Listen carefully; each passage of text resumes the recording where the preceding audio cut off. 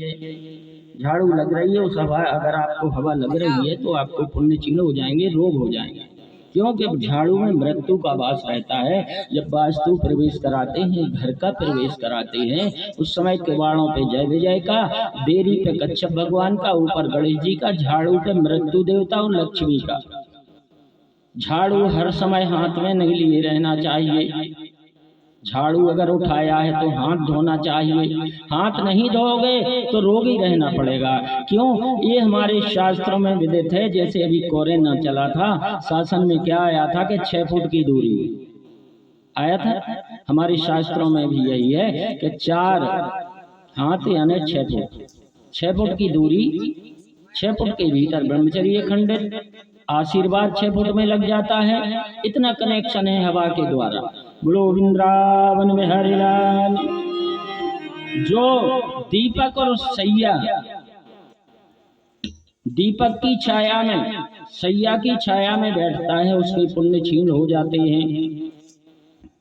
उसके घर में लक्ष्मी नहीं रहती, इंद्र की भी लक्ष्मी दूर हो जाती है।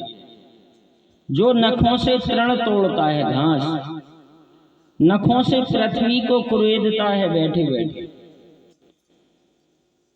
जो सूर्योदय के समय भोजन करता है, सूर्य निकल रहा है और भोजन करने बैठ गया, दिन में सोता है, मैथुन करता है, भींगे पैर अथवा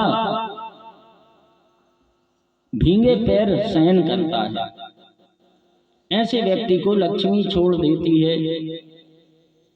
रुक्मणी जी अपनी और बहू को समझाती हैं, दिन में जो कैथ के वृक्ष के नीचे नित्यम छेदन त्राणाम धारणी वृक्षण पाद योग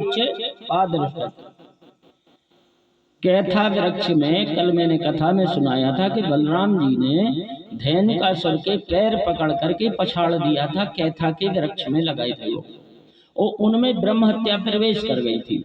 और ब्रह्म हत्या प्रवेश की तो दिन में कैथ वृक्ष की छाया, रात्रि में दही छूना, कपास की लकड़ी की दतौन करना, सप्तमी के दिन आंवला खाना, विष्णु की भी लक्ष्मी को हर लेते हैं, विष्णु से भी लक्ष्मी दूर हो जाती है। सप्तमी के दिन आंवला नहीं खाना चाहिए, दिन में कैथा वृक्ष के नीचे नहीं बैठना चाहिए, और रात्रि में दही नहीं छूना चाहिए, हमारे पुण्य क्षीण हो जाते हैं।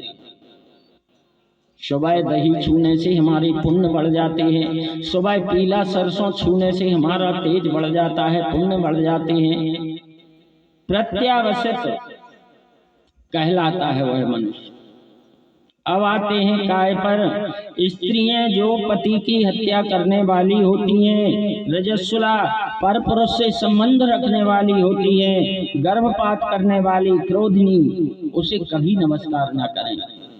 ब्रह्म हत्या से पाप लगता है, उससे 2 गुना पाप गर्भ घिराने में लगता है। यत पापम ब्रह्म हत्यायाम 2 गुणा भ्रूण हत्यायस्करच्ये।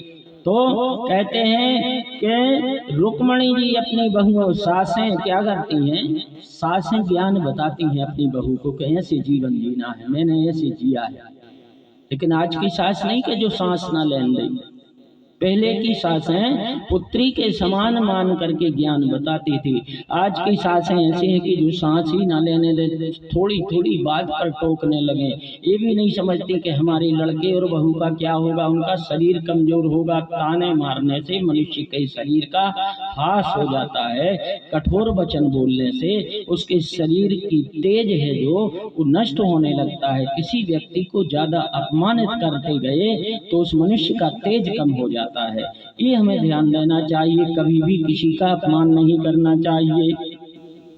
सदाचारी विद्वान मांगलिक पदार्थ, फूल, घी, दही, सरसों, इनका अगर रोज सुबह से स्पर्श करता है, उसके रोग दूर हो जाएंगे। क्या हो जाएंगे? रोग, पुण्य बढ़ जाएंगे। दाएं तरफ पुण्य है पेट में, बाएं तरफ पाप है। जब हम इनका स्पर्श करेंगे, हमारा पुण्य लोक ऊपर बढ़ जाएगा और हमारा शरीर में तेज उत्पन्न होगा और हमारा शरीर जो है बहुत तेजवान हो जाएगा।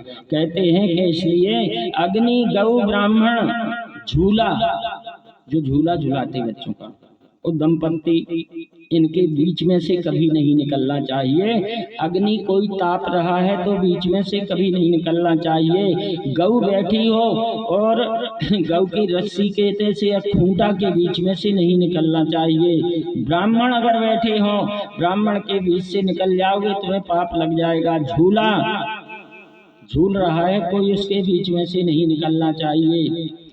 दंपति पति पत्नी अगर पूजन में बैठी हो, उधर बैठे हैं इधर पंडित है और बीच में से निकल गए तो सारी पूजा खंडित हो जाएगी।